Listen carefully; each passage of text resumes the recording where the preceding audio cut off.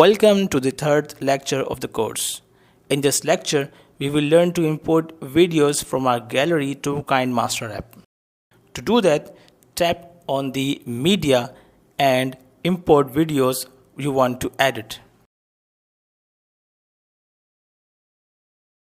When you are done, hit the tick on the top right button to go back to the editing mode.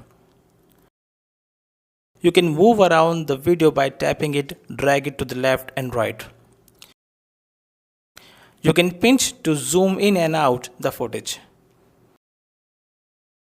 Tap and hold the footage to make multiple clips and move it to swap the order and reposition it in your story.